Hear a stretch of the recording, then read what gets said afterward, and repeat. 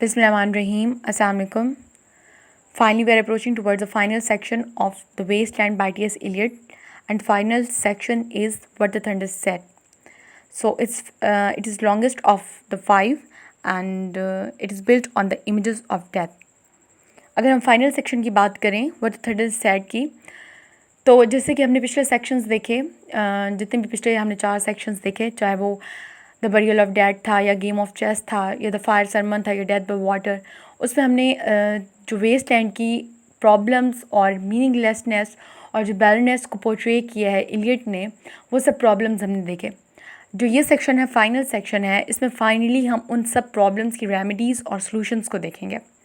तो जो टाइटल है इसका व्हाट द थंडर सेड, ये भी बेसिकली एक स्टोरी है, एक जो कि हम आगे देखेंगे कि जो टाइटल है वो एक इंडियन सोसाइटी से लिया गया है कि जब एक इंडियन सोसाइटी में गंगा रिवर का पानी जो है वो बिल्कुल खुश्क हो जाता है और वहाँ पे एक कहत साली का दौर होता है, तो लोग वहाँ पर प्रेयर करते हैं और गॉड से सेल्वेशन की डिमांड करते हैं और वो ये चीज़ सीख करते हैं कि उनको कोई स्पिरिचुअलिटी उनको मिले, जिसमें मैन गॉड्स और डेविल्स जो हैं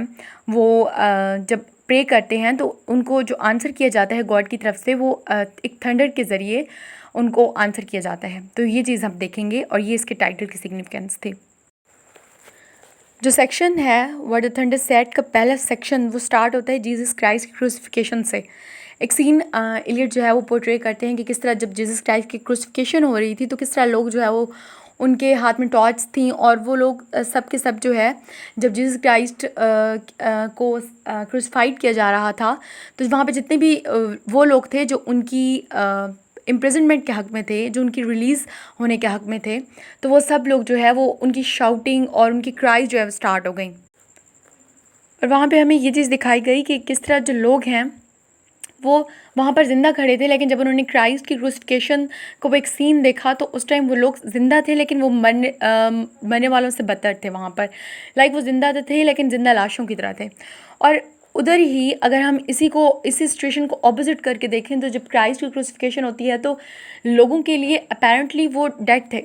लेकिन असल में वो ज़िंदा थे. तो ये चीज़ हमें एक अपोजिशन में जाती हुई दिखाई देती है कि लोग जो थे वो ज़िंदा थे लेकिन उनकी हालत मुर्दों से भी बदतर थी. लेकिन क्राइस्ट जो थे वो लोगों की नज़र में दुनिया से जा चुके थे लेकिन असल में वो वहीं थे. जब हम उसके बाद जब सेक्शन में क्रूसिफिकेशन का सीन हम देखते हैं तो उसके बाद हम देखते हैं पार्सिफल का सीन. जो नाइट एंड पार्सिफल वो जब जा रहे होते हैं तो ये हमने पहले भी फायर सरमन में भी हमने इनकी स्टोरी को देखा कि किस तरह जब वो जाते हैं एक जर्नी पर हॉली ग्राइल को क्राइस्ट के जो उनका एक निशानी उनके पास रह गई होती है उसको जब वो ढूंढने के लिए जा रहे होते हैं तो उनकी वो जो एक जर्नी होती है वो बहुत मुश्किल सी होती है. रास्ते में उनको बहुत डिफ़िकल्टीज़ को इंड्योर करना पड़ता है. तो जब वो जाते हैं, जब रास्ते में जा रहे होते हैं तो उनके लिए शर्त होती है कि थ्रू आउट द जर्नी उनको प्योर रहना है, उनको हर किस्म की टेम्पटेशन को इग्नोर करना है, अवॉइड करना है. तो जब वो उस जर्नी पर जा रहे होते हैं तो वो जर्नी हमारे लिए ये सिम्बलाइज़ करती है कि किस तरह एक स्पिरिचुअल जर्नी होती है और वो इतनी डिफ़िकल्ट होती है, रास्ते में इतनी डिफ़िकल्टीज़ आती हैं कि एक स्पिरिचुअल जर्नी को इटसेल्फ अचीव करना बहुत मुश्किल है. तो ये उस नाइट की जर्नी के थ्रू डिपिक्ट किया जाता है कि उनकी इस जर्नी में उनको कितनी मुश्किलात देखने को मिली कि रास्ते में वो जब एक बिल्कुल अनश्रेड से पाथ पर से गुजर रहे होते हैं जिस पे कोई उनको पानी नहीं मिल रहा होता है, जिन पर उनको इतनी मुश्किलात का सामना करना पड़ रहा होता है, जिनमें हर तरफ बैरनेस होती है, तो वो किस तरह से उस रास्ते को कंटिन्यू रखते हैं अपनी उस जर्नी की तरफ. उसके बाद हमें ये चीज़ असल में ये चीज़ दिखाती है कि किस तरह एक सॉल जो है वो बैरनेस को बेयर कर रही होती है जब वो अपनी स्पिरिचुअल जर्नी की तरफ जा रही होती है, तो किस तरह आहिस्ता आहिस्ता वो डिफरेंट डिफ़िकल्टीज से गुजर रही होती है. तो ये उस चीज़ को डिपिक्ट करती है, उस चीज़ को सिम्बलाइज़ करती है. फिर जब हम पार्सिफल की ये नाइट पार्सिफल की जर्नी देखते हैं उसके बाद हमें 2 नाइट्स की जर्नी देखने को मिलती है जो कि इस चीज़ को वेरीफाई करने जा रहे होते हैं कि क्राइस्ट की जो रेजरेक्शन है इस सारे सिनेरियो को वो करने जा रहे होते हैं वेरीफाई. तो जब वो जाते हैं तो रास्ते में एक नाइट दूसरे को कहता है कि मुझे ऐसा लगता है कि जब मैं काउंट करता हूँ तो हम 2 होते हैं लेकिन मुझे ऐसे फील होता है कि हमारे साथ कोई और भी है. मुझे ये चीज़ रियलाइज़ होती है कि कोई ब्राउन से गाउन में हमारे साथ कोई और भी है. तो असल में तो वो जीसस क्राइस्ट होते हैं जो अपने उन 2 फॉलोअर्स के साथ उस जर्नी में शरीक होते हैं. उसके बाद अभी उन नाइट्स की जर्नी तो कंटिन्यू हुआ है लेकिन उसके अंदर ही हमें रशियन रेवोल्यूशन का एक सारा सिनेरियो देखने को मिलता है कि किस तरह जब रशियन रेवोल्यूशन हुई तो किस तरह कि जो टावर्स थे जितने डिफरेंट वो गिरते जा रहे थे वो सब और इसमें डिफरेंट सिटीज़ का ज़िक्र किया गया है, जिसमें यरूशलेम का ज़िक्र किया गया है, जिसमें लंदन का ज़िक्र किया गया है, एथेंस का ज़िक्र किया गया है, अलेक्जेंड्रिया का ज़िक्र किया गया है कि वो सब किस तरह जो है वो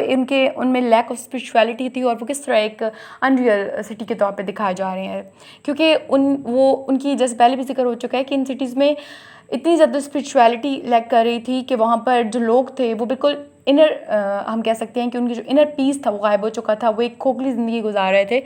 जैसे इलियट के हॉलमैन में भी हमें देखने को मिलता है कि आदमी किस तरह जो है वो एक खोखली ज़िंदगी गुजार रहा था, कि बगैर किसी इनर पीस के, बगैर किसी स्पिरिचुअलिटी के वो किस तरह से रह रहा है और किस तरह से अपनी डेली लाइफ के साथ वो डील कर रहा है। नेक्स्ट सेक्शन में हमें the Triumph of the night में हमें ये चीज़ देखने को मिलती है कि नाइट जो है वो अपनी डेस्टिनेशन पे पहुंच चुके हैं। वो एक चर्च है जो बिल्कुल वीरान पड़ा है, जो खाली पड़ा है, और वो इस चीज़ को सिम्बलाइज़ करता है कि आजकल लोग जो है वो कितने चर्च से दूर हैं, कि लोगों के दिलों से खुदा जा रहा है, लोगों के दिलों से जो एक रिलीजियस वो जो एक्टिविटीज़ परफॉर्म करते थे वो सब उनकी ज़िंदगी से आहिस्ता आहिस्ता ब्लर होती जा रही हैं। तो ये इस चीज़ को सिम्बलाइज़ करता है। और जब वो नाइट जो है वो जाते हैं वहाँ पर, जब वो अपनी डेस्टिनेशन पे पहुँच जाते हैं, उस चर्च में जाते हैं, तो वहाँ पे कुछ भी नहीं होता है, थंडर्स होते हैं। और उन थंडर्स के अंदर जो है वो जब मुर्गा एक उस सीन में दिखाया जाता है कि वो किस तरह से एक सुबह के आने की नवीद दे रहा होता है। तो यहाँ पर ये चीज़ जब रेन आती है और जब वो सुबह की नुमाइंदगी कर रहा होता है, तो वो सुबह और रेन का जो एक मॉर्निंग का और रेन का जो एक यहाँ पर दिखाया गया एक सीन, तो ये होप को सिम्बलाइज़ करता है कि फाइनली अब उनकी जो स्पिरिचुअल ये जर्नी है वो फाइनली अपने इख्तिताम को जब पहुँची है, तो वो उसमें वो सक्सेस उन्होंने गेन कर ली है। और फिर इसी सेक्शन के लास्ट में जब हम फाइनल लाइंस की तरफ जाते हैं, तो हमें जब हम थंडर की बात करते हैं, द मैसेज ऑफ थंडर की, तो हमें एक इंडियन सोसाइटी डिपिक्ट की जाती है, जिसमें वो एक इंडियन सोसाइटी को दिखाते हैं जिसमें जो लोग हैं वो सब, क्योंकि गंगा रिवर भी सूखते को करीब है और उनके जानदारों को, जंगल के जानवरों को, या फिर उनकी जो वहाँ पर उनके जानवर होते हैं उनके अपने,